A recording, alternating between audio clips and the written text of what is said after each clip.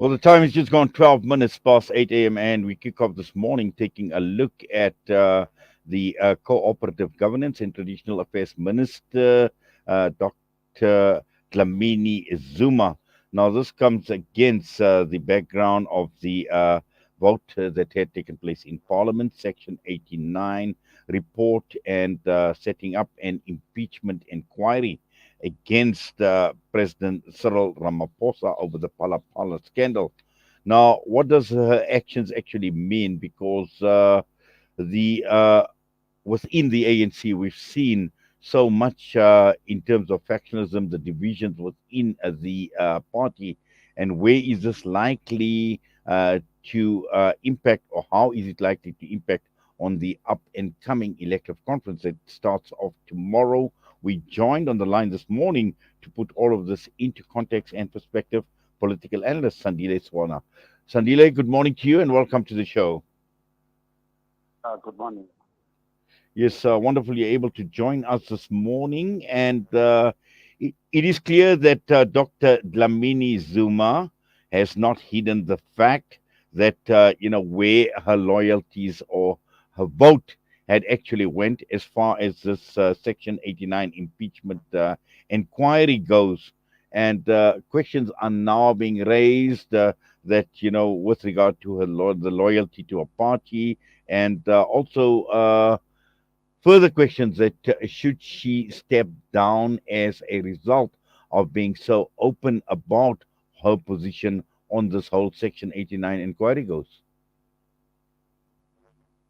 Yes, I think I would want to open this by saying that over the past 5 or 6 decades, people like Nkosazana, Dlamini Zuma have been active, politically active as Democrats. Now, when they were active as Democrats and they stood on that line for 6 decades or so or more, they did not necessarily do that by belonging to an RT faction or to a CR17 faction.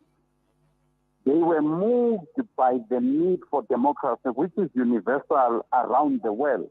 It's the same thing that Mahatma Gandhi stood for in India, the same thing that Martin Luther King stood for in the United States and elsewhere. Even you and I, when we stand up for democracy and good governance, it is not because we belong to a particular party, political party, or we belong to a particular faction. So we need to get that out of the way when we raise this issue of loyalty, that there is still room on earth and even in South Africa to be loyal to principles. And some of those principles are universal principles around the world. Secondly, having said that, there has been a negative development across the major parties in South Africa, whether those parties is the ANC, whether it's the DA or the EFF, to try and railroad people into thinking the way that the party bosses think. Because a lot of this, and Nkosazana Dlamini Zuma raises this issue, that this Section 89 report was not discussed and agreed upon in the NEC meeting. Instead, it appears that Mandasha and his faction made a decision and imposed that decision on the party. Knowing that they control the disciplinary machinery of the party, they control the deployment committee of the party, and they can deprive people of income. So it's not a question of loyalty, it is a question of fear or courage. Yes. Now, how has this actually worked out in her favor, or has she done herself a disservice by being so brazen and open about her position on this particular matter? I think that you may, as a person, let's say Nkosazana Dlamini Zuma, in the past participated in questionable practices, including this one of suppressing democracy within the ANC. But if you have now seen the light and you are now standing for principle rather than standing for your stomach and opportunity, you stand a chance, and I think Nkosazana Dlamini Zuma stands that chance of being noted. She has already been noted by the likes of Fazi in the trade union movement, by the likes of Julius Malema and others, to say it is about time that internal democracy is recognized in the ANC, number one. Constitutionalism is recognized in the ANC. The rule of law and good governance is recognized within the ANC. So she has become a revolutionary hero, not necessarily to those who hold power, who hold state power or who hold power in the ANC. To them, she has become a rebel. But they will not necessarily act very swiftly in the next 2 days or so, or over the weekend against her. They might want to see how the elections and other processes go. If, for instance, Mandashe and his faction win overwhelming support at Nazareth, then they will have an opportunity to squash all the defenders and those who have different opinions. Yes. Now, we are talking about someone who is influential, who has been pretty powerful within the ANC, considering what had taken place in 2017. And although she lost the presidential bid to Cyril Ramaphosa by a narrow margin, she still enjoys a considerable support. And the key issue here is, there were expectations that there would be many that would follow her in her vote, but that didn't materialize. And what is important, and to have all eyes on the elective conference in terms of, what type of support will she or even the RET faction would enjoy at the conference. Yeah, there is something that in what you are saying that we need to accept, that there are genuine believers in the cause of the RET. There are genuine supporters of Nkosazana Dlamini Zuma. And there's a long-standing revolutionary of more than 60 years. We should expect indeed that she will have a lot of support and long-term support. That may not even be based on a faction. It would be based on believing the things that she has believed for the past 60 years. So that support is there. What we do not know is whether that support constitutes at least 40% of the ANC voters, which I think is likely to be the case, that they will be around that. If that is so, they are a sufficient, if you like, veto mechanism. Hello?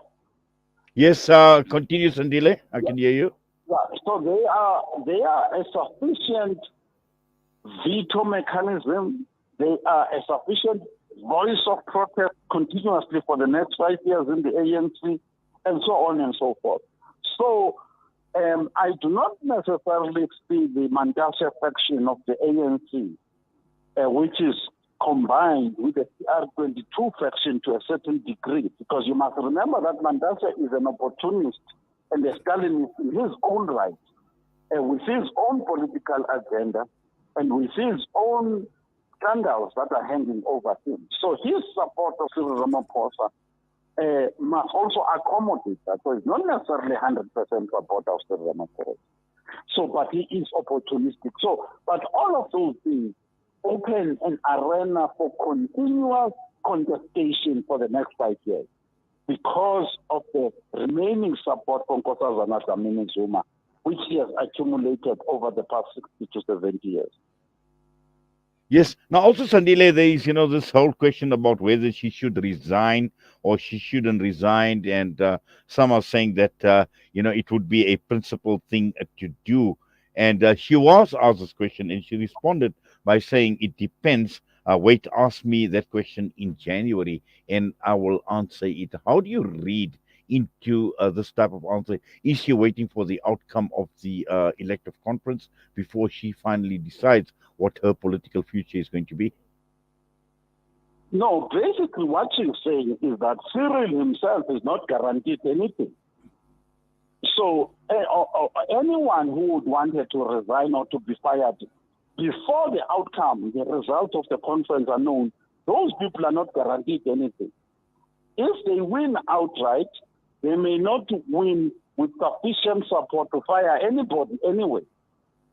So, or a faction could win, Nkosazana Dlamini's faction could even win, etc., etc. So, nobody right now has got all the power to be firing anybody.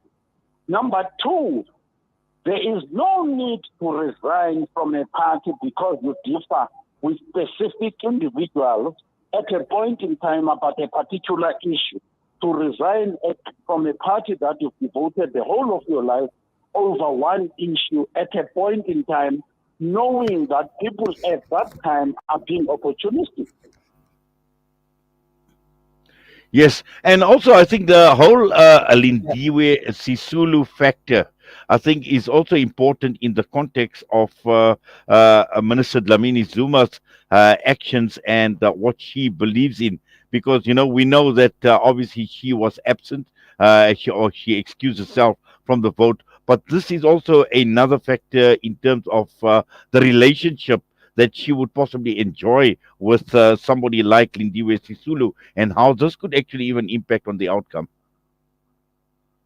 Yeah, so what we need to understand is that there are people like Lindiwe Sisulu, Nkosazana Dlamini Zuma, who, for whatever reason, may even be associated with the RT faction, who oppose certain practices, and some of those practices might actually be wrong, to the extent that they are fighting against the constitutional court. They are fighting against good governance. I'm talking about the actions of Gwede Mantashe right now. But there are also another group in connection with the question you're asking me. There are questions like Kabombeki and other veterans who are not in any specific faction, who are objecting to the breakdown of good governance inside the ANC.